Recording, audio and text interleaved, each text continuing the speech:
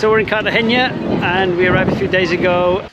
So in this video we give you a quick intro to the city, the people and how we got our anchor chain galvanized.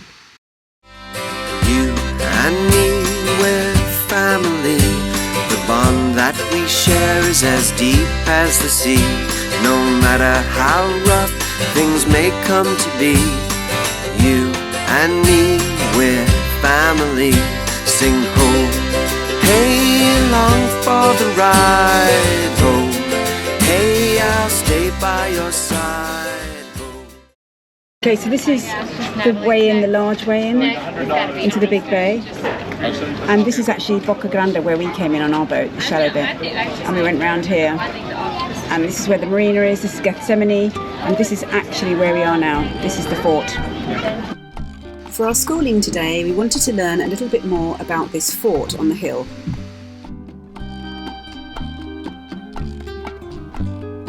Because this bay is similar to the one they have in Spain. Yeah. Cartagena, Murcia, Cartagena, Levante. Our second Cartagena of this in America, and the other one in Europe. They built the wall to protect the city from the sea, and then they made the fort to protect the city from the land. By the year 1741, all this were completed.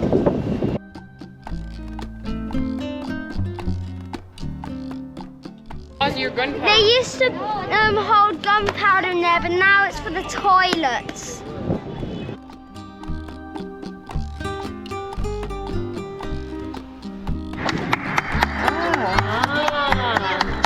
If the enemy are taking the place, this guy here told the guy inside to leave. All right, no other communication. So here, with echo, like this. Enemy!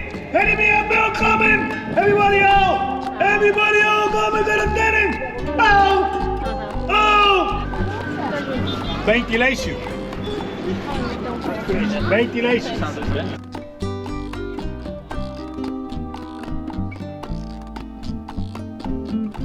And this is where, when the English came to try to take over, and they came around here, they couldn't go this way.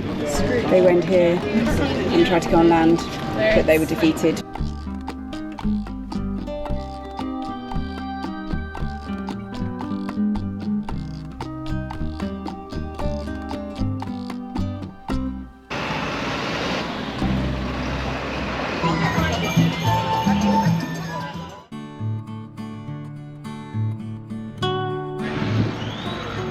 When we came into Cartagena, we came from over that direction and we went along this coast and hugged the coast until we could get the bit where we could go in. So you can see here, this is the whole new section to the city over there, and then here we've got the old section. It's like two sections really, new section with loads of high rises and then the old section with all the kind of old buildings surrounded by the wall.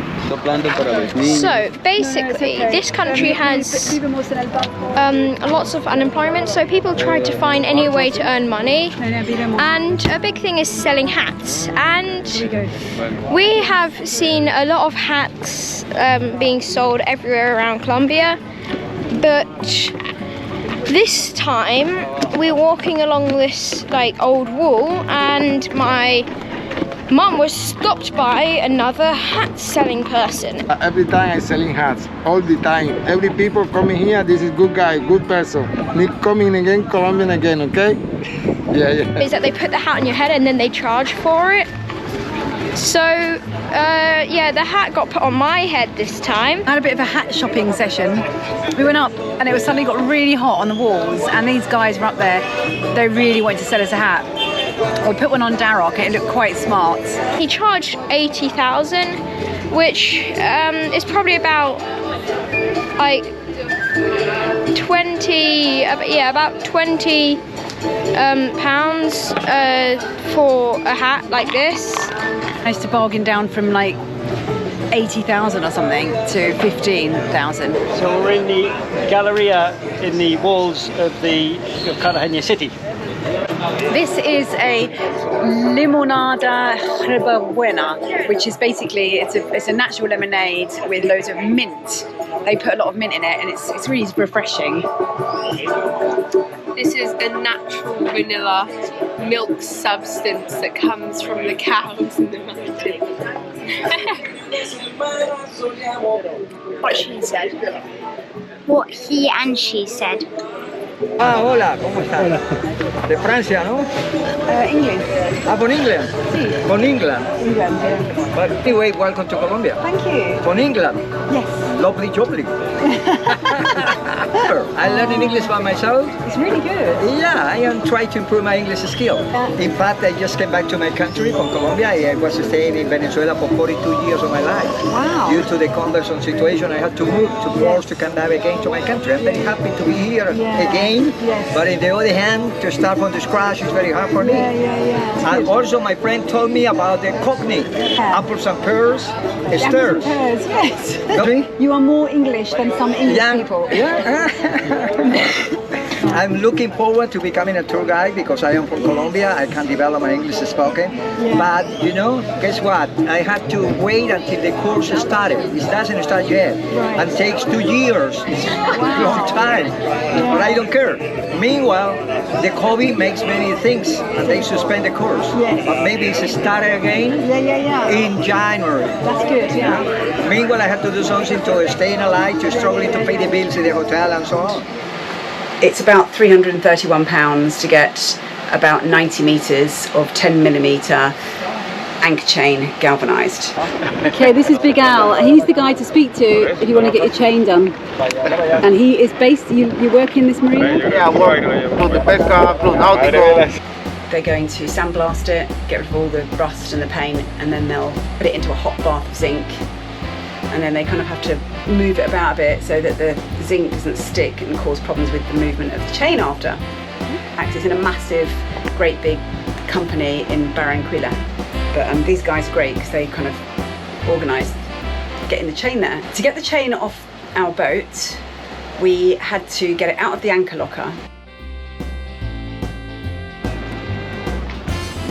So they had this kind of floating polystyrene block and with cleats on, and so we kind of carefully loaded it onto there,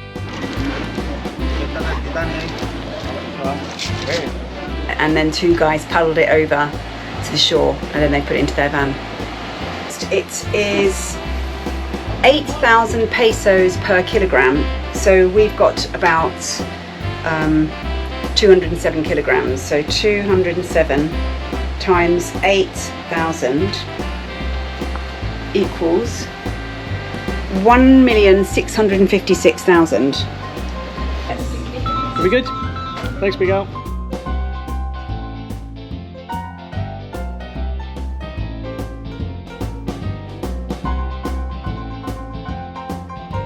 We also get our aluminium link removed and the chain welded together. Oh yeah, it's not a problem. Okay, so we just need to mark it up now. Yeah. So it does look definitely better on. Yeah, there's some. Gracias. Gracias. Gracias. Some quite bad bits down there.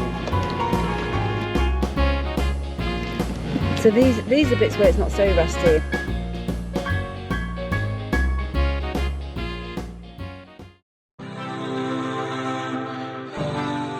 It's so cool to be in a city park and have all this kind of wildlife. Monkey. So we can see red squirrels, iguanas, monkeys and sloths. And there's baby ferrets of all of them, it's so cute.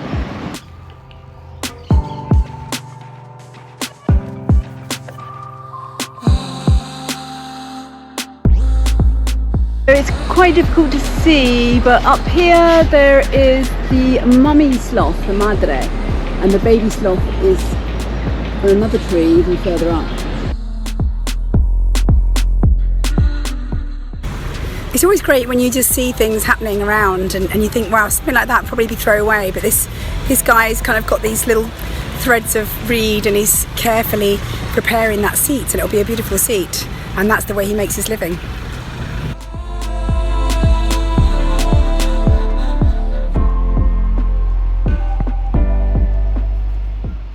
So there's a few different marinas and boatyards around Cartagena. Come down to the other boatyard to visit our friends on Moyne who have got this huge catamaran. It's like a 50 or 60 foot lagoon, and they got struck by lightning and they're doing it up at massive cost. It's right next to one of the barrios, which is kind of a real poor district. You know, it's just a sort of a shanty town really, and some of the people from the barrios have been swimming over to the marina and stealing the cables, you know, to get the copper. And apparently it's quite a problem in that particular marina.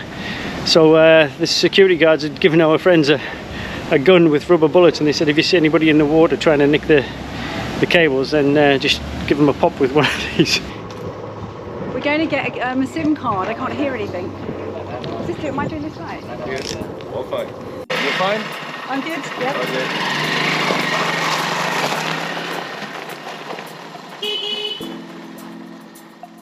Okay, so we're saying goodbye to our friends now. We've got a taxi here. He's going to let us out. It's a lot high security in this marina. They kind of lock it and then unlock it as you leave out. Get straight in the taxi.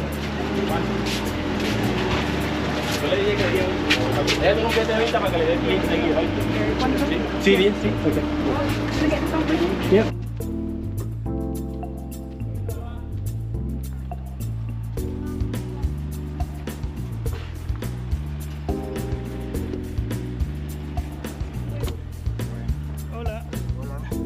Everybody in? Yep. So this is a road that kind of goes over the bridge, and there's a football pitch here, but behind it there's a kind of shanty town. So, you know, there's lots of people and in the city that, you know, have a lot of different incomes. What's a shanty town? But not far from here there was quite a cool skate park the boys could hang out in.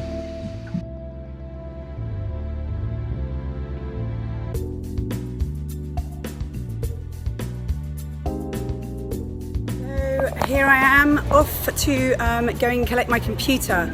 The screen just broke, basically.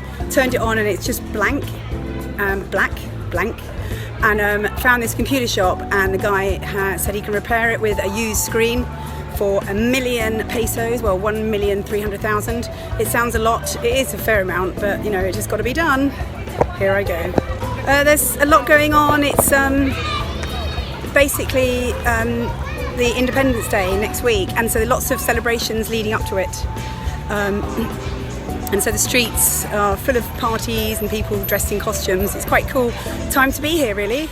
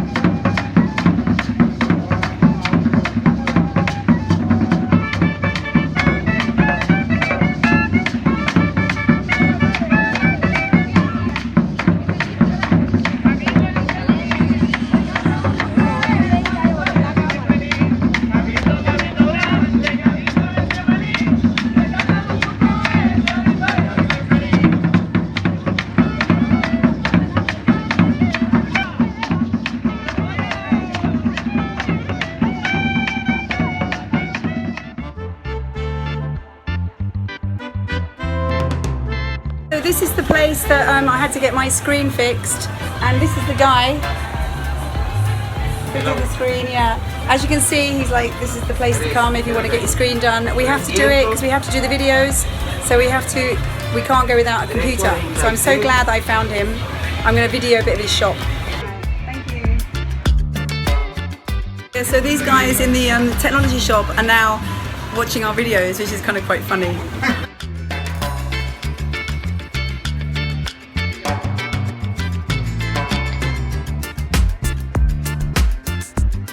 So yeah, this is Gethsemani. It's a really cool place, and you walk around. Some of these buildings are kind of derelict, but there's loads of paintings being done on them. Some of them are really beautiful. People just paint their murals and it makes the place look beautiful. think this place is becoming pretty famous for its graffiti. Some really good stuff.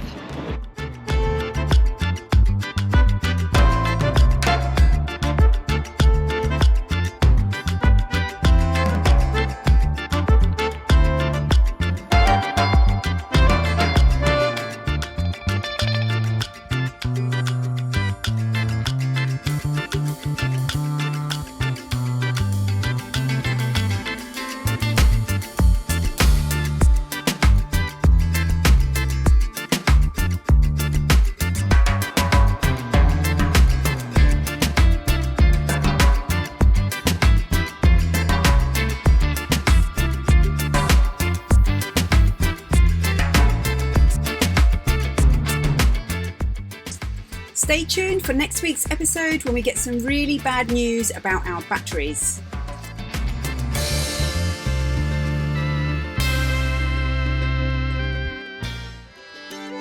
Thanks for watching, and especially thanks to our patrons who make these videos possible. If you'd like to become part of the Patreon family, then follow the link in the description below, or just put Mothership Adrift Patreon and I'll take you to the right place.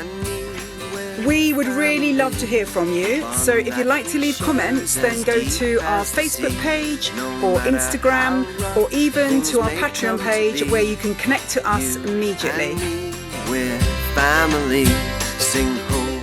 Thanks for watching, and thanks for subscribing, and don't forget we have another channel which is dedicated to boat maintenance called Mothership Maintenance, so it'd be great if you subscribe to that too. Thank you.